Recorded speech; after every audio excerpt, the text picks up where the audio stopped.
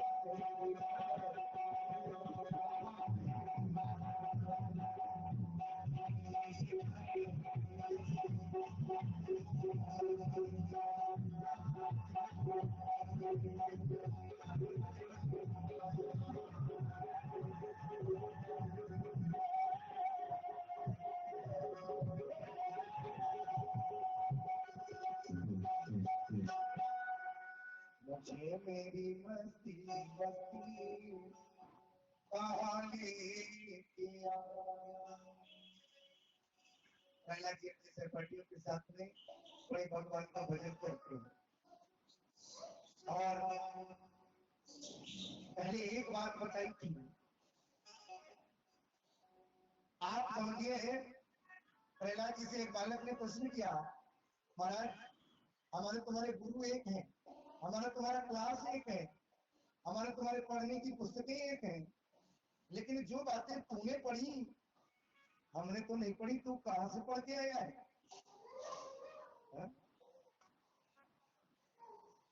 तू कहां से पढ़ के आया है? प्रहलाद जी कहते हैं, सुनो अब हम तुम्हें इसकी कहानी सुनाते। जिस समय हमारे पिता जंगल को तपस्या करने के लिए गए थे ना, उसी समय मौका पा करके इंद्र ने हमारी माता का हरण कर लिया था। ध्यान से सुनना, महिलाओं के लिए विशेष। उस समय हमारे पिता जो थे वो जंगल में तपस्या करने के लिए चले गए। मौका पा करके जिस समय मैं मेरी माँ के पेट में था, उस समय इंद्र ने मेरी माता का हरण कर लिया। और इंद्र ने जैसे ही मेरी माता का हरण कर लिया, मेरी माता का वध करना चाहा, तो उसी समय नारद बाबा ने आज इंद्र को समझाया कि देखो भाई, इसे क्यों मार रहे हो? बोले इसलिए मार रहा हूं कि सांप का बच्चा सपोला ही होता है, इसके पेट में जो गर्भ है वो इससे भी बड़ा कहीं दुराचारी न बने, इसलिए इसको यही ठिकाने लगा दो। ऐसा मन में भाव लेकर के इंद्र ने जैसे ही मारना चाहा, तो तभी नारद जी आ गए। नारद जी ने जब इंद्र को समझाया, बोले देखो इसके पेट में कोई दुराचारी नहीं है, इसके पेट में भगवान का भक्त पल रहा है। और इतनी बात बताने के बाद में इंद्र को समझाया तो इंद्र ने कयादू को छोड़ दिया। तो कयादू रानी ने कहा कि महाराज अब मैं अगर वापस जाती हूँ तो कहीं दोबारा इन्होंने हरण कर लिया हमारा, तो मेरे ऊपर तो खतरा बना रहेगा।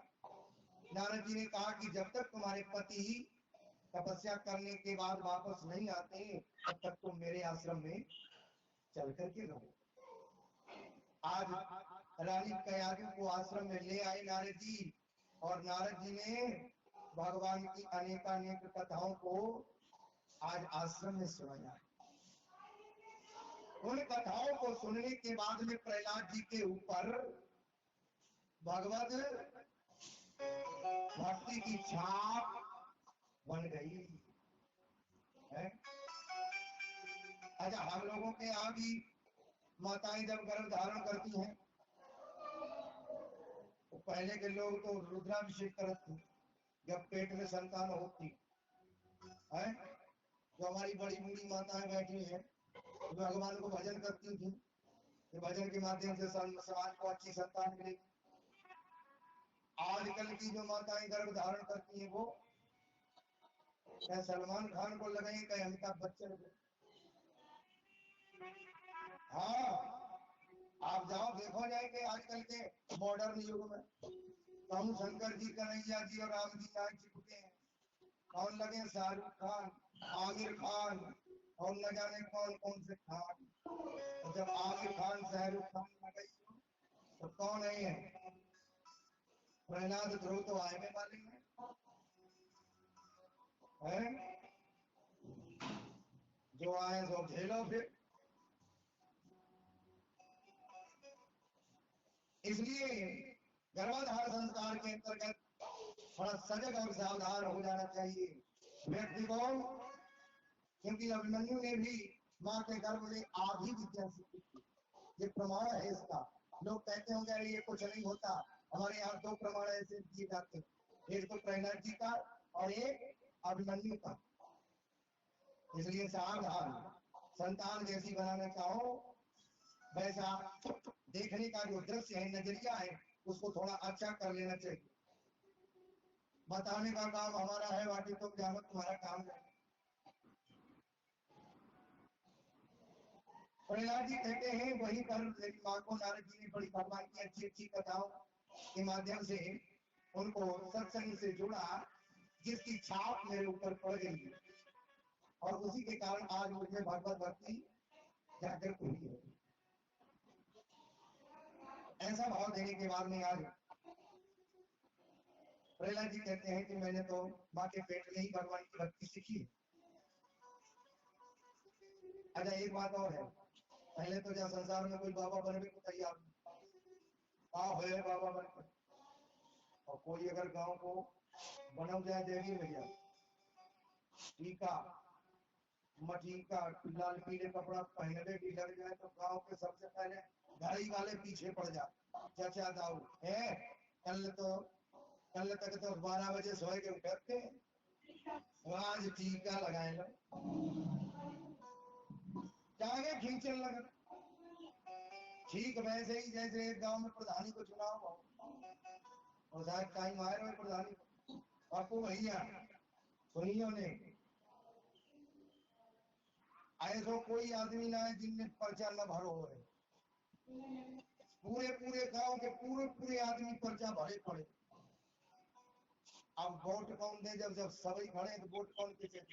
गांव वाले के आगे एक समस्या उत्पन्न होगी। गांव वाले के आगे एक समस्या उत्पन्न होगी। अब वोट कौन किसे दे? बड़ा परेशान लोग। एक दिन एक महात्मा गांव में आए, महात्मा जी से गांव वाले ने कही महाराज एक समस्या है। बोले क्या समस्या है? बोले समस्या जाए यहाँ कोई वोट दी वो नहीं तो सब खड़े ही है, कौन किसे वोट दे? आप ही निर्णय कर दे कि कौन खड़ो हो। और महात्मा जी ने कही हम तो एक उपाय बताए। तो बोले बताओ। बोले तुम्हारे गांव में कुआं है? बोले है। तो कहीं सब जने कुआं में उतर जाओ। सब कुआं में उतरे और कुआं में उतरने के बाद में जो सबसे पहले चढ़े आए वही प्रधान है। अब जैसे ही कोई आदमी ने को चढ़ पावे सो नीचे वाले पकड़ के खींच ले। अच्छा प्रधान बने हो है? जो नेक ऊपर बढ़ पाए सो नीचे आओ।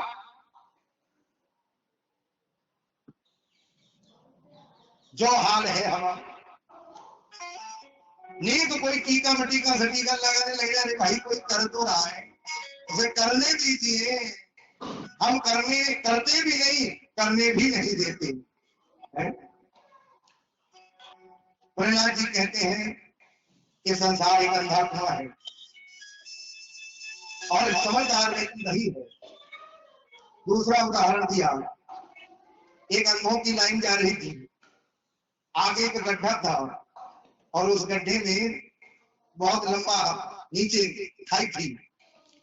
तो जैसे ही अंधों की लाइन, पहले नंबर का जो अंधा था वो जैसे ही उस गड्ढे में गिरा,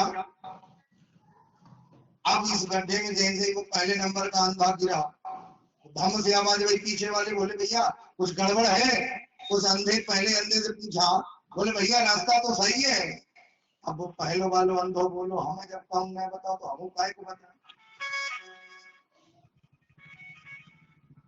हमें जब काम नहीं बताओ आगे गड्ढा है तो हम काय को बताएं। ऐसे तो दूसरों वालों भी वो बोलो हाँ भैया रास्ता बिल्कुल ठीक है आ जाओ। जो पीछे वालों दूसरे नंबर वालों अंधो तो बोल जाएगा धर्म भाव। और जब धर्म भाव तो अब वे दोनों तीसरे वाले पीछे जो अंधो थो वो बोलो अरे भैया फिर दोबारा धर्म भाई। जैसे ही धर्म की आवाज सुनी बोले भैया रास्ता तो ठीक है।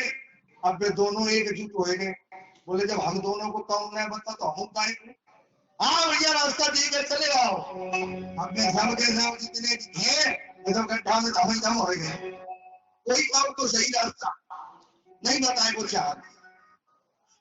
ये है हम लोगों की, और ऐसे ही हम लोग इस भावसागर में गुरु की गड्ढे में गिरते चले जा रहे हैं।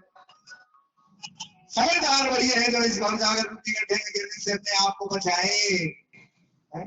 उसके लिए क्या करना होगा, भावसागर जहाँ पारी जो पावा, उसके लिए जो इस संसार की भावसागर से पार करना चाहता है वो केवल एक काम करे। क्या करना है, भावसागर जहाँ पारी जो पावा, राम कथा का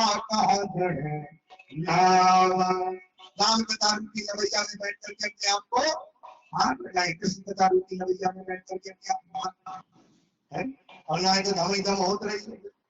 हाँ थोड़ा सी वृंदावन बिहारी लाल की। इसलिए प्रहलाद जी कहते हैं कि मुझे वहीं से ज्ञान मिला। एक दिन की बात, प्रहलाद जी ने वहां तुम्हारा हिरण्यकशिपु एक दिन फिर आया, अपने पुत्र के माथे को सुबह गोदी में उठाया, बोले बेटा आप बताओ अब की बार तुमने क्या सीखा है। पिताजी अब की बार मैंने 9 बातें सीखी। अच्छा वो कौन कौन सी है। प्रहलाद जी नवदा भक्ति का वर्णन करते हैं, श्रवणम कीर्तनम विष्णु पाद सेवनम।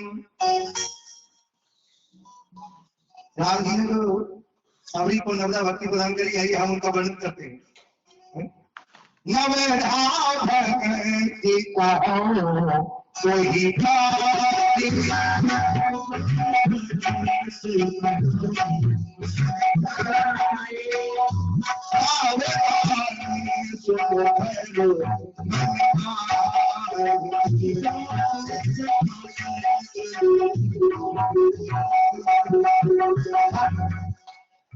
एक बात बताओ सब लोग मिलके, पूछे कि ना पूछे,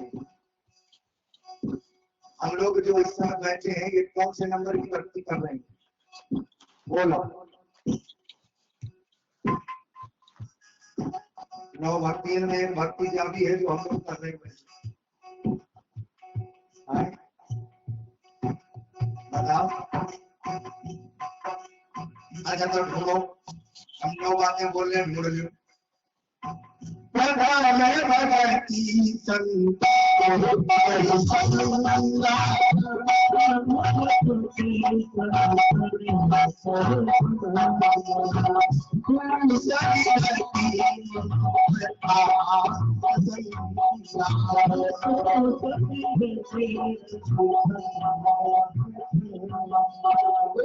पंकज सेवा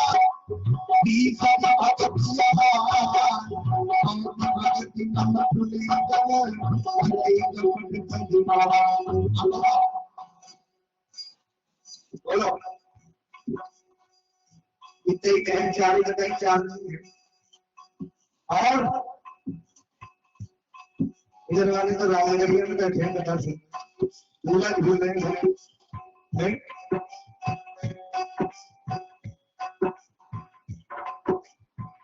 ये से एक क्या बात है,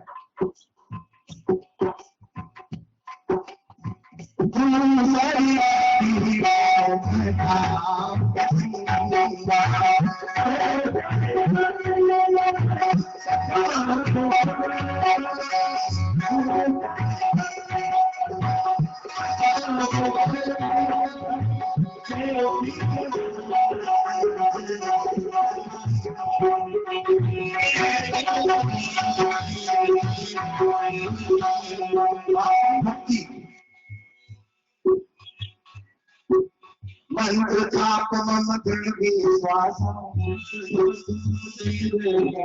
पंचम भजन सुभेद प्रकाशा शतम शील विरत निरंतर सातम सब मोहिमय जग देखा साधु भक्ति बताइए संसार ही मेरा स्वरूप है, इस संसार में जो भी देख रहे हैं वो मेरा ही रूप है। और साधु भक्ति के अंतर्गत एक चीज और बताइए, ये भी साधु भक्ति के अंतर्गत आती है कौन सी?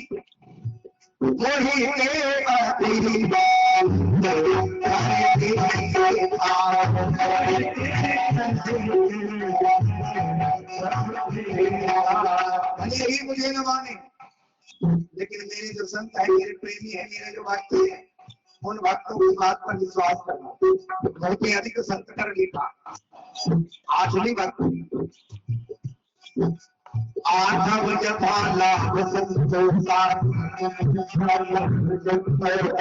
ऐसा भगवान ने दिया है। आप अपनी ड्यूटी पर कायम रहो, उसमें आपको जो मेहनत मजदूरी मिल जाए, संतोष के साथ स्वीकार करके जीवन का निर्वाह करो। आठवीं भक्ति के अंतर्गत एक तो ये, दूसरी और बताइए, सपने होने देखे पर दोसा, सपने होने देखे पर दोसा। अब भी नवम सरल सब संग चलेगी ना,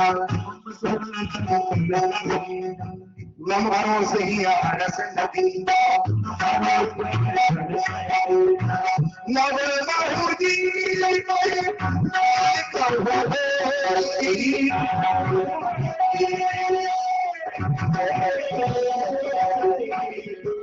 नारी पुरुष के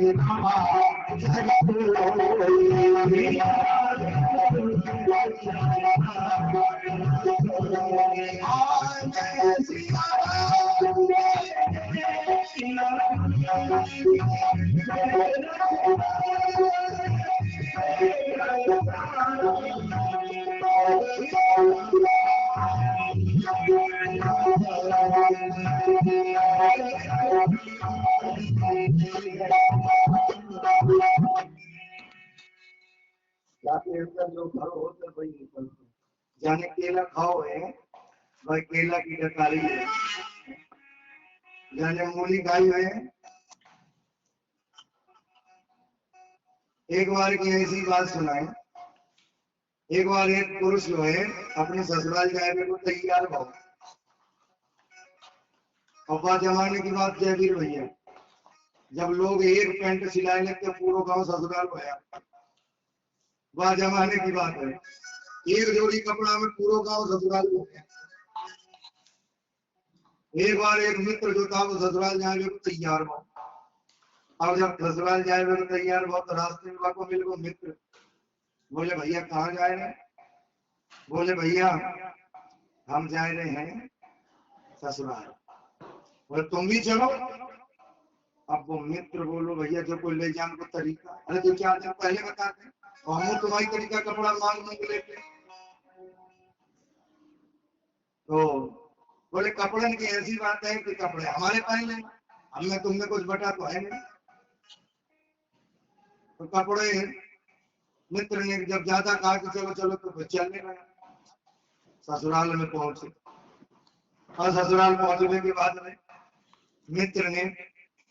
मित्र के जो जितने भी नातेदार थे तो वो आए। बोले भैया आप आए सो तो आए, बड़ी कृपा करी, और इतने दिन के बाद में बड़ा अच्छा लगा, लेकिन आप आए सो तो आए, लेकिन आपके साथ नहीं। इनका क्या परिचय है?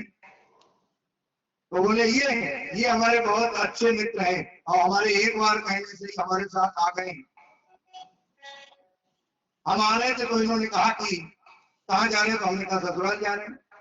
तो इन्होंने कहा कि तुम तो जा रहे हो, तुम्हारे पास अच्छे अच्छे कपड़े हैं। तो कहा हमारे पास कपड़े नहीं। तो हमने कहा तुम हमारे फ्रेंड नहीं। अब मित्र बड़ा नाराज, लोग हमारा परिचय पूछते तो कपड़ों के बारे में क्यों बताने लगते हो? कपड़ों के बारे में क्यों बताने लगते हो? हम जाने, हम नहीं रुकेंगे। अब भले ही जब भीतर जिसके कपड़े हैं तो निकलेंगे तो कपड़े ही। एक दिन बैठने के बाद मित्र बड़ा नाराज, बोले भैया अब हम नहीं जाएंगे तुम्हारे साथ, लोग हमारा परिचय पूछते तुम कपड़ों की बात पहले उछाल देते, हमारी बेइज्जती करते थे। बोले भैया एक बार गलती हो गई, अब दोबारा ना कहें। अगले दिन फिर बैठने को गए तो दूसरे घर में बोले भैया आओ आए सो तो आए, बड़ा आनंद है, लेकिन बड़ी कृपा करी, इतने दिन के बाद में पढ़ा थे, हम लोगों को बहुत अच्छा लगा, लेकिन आप आए सो तो आए, लेकिन आपके साथ नहीं गए। अब फिर वही जान बोले ये हमारे बहुत अच्छे मित्र हैं और हमारे एक बार कहने से ही हमारे साथ चले आए और कहते कहते कहते कहते निकल गया कपड़े। तो लोगों ने कहा कि कपड़े क्या, कपड़े क्या? बोले ये कपड़े अपने ही पहने हैं। और लोग कपड़े तो अपने ही पहनते हैं, इसलिए क्या? मित्र फिर नाराज, अब बड़े ही कपड़े हैं तो निकल भी कपड़े ही गए। मित्र फिर नाराज, बोले भैया तो परिचय लोग हमारा पूछते हैं, तुम परिचय कपड़ों का क्यों देने लगते हो? हमारा परिचय दो ना, हम नहीं रखेंगे, हम जानते। बोले भैया एक बार और माफ कर दो। हाँ कहने का मतलब जो है कि एक बार और अभी बेइज्जती बढ़ती है, एक बार और माफ कर दिया और की जाओ। तीसरे दिन तीसरी जगह बैठने के लिए गए। लोगों ने कहा कि भैया आप आए सो तो आए, बड़ा अच्छा लगा और इतने दिन के बाद में आपका बहुत स्वागत है, आइए आइए, लेकिन आपके साथ में ये आप मन में विचार किया आप क्या कहें? तो बोले ये हमारे बहुत अच्छे मित्र हैं और हमारे तो ससुराल, तो हमारे एक बार कहने से ही ये उन्होंने पूछा कि कहाँ जा रहे, तो हमने कहा ससुराल, हमारे एक बार कहने से ही हमारे साथ चले आए, लेकिन क्षमा करें कपड़ों के बारे में कोई बात नहीं, कपड़े ही नहीं।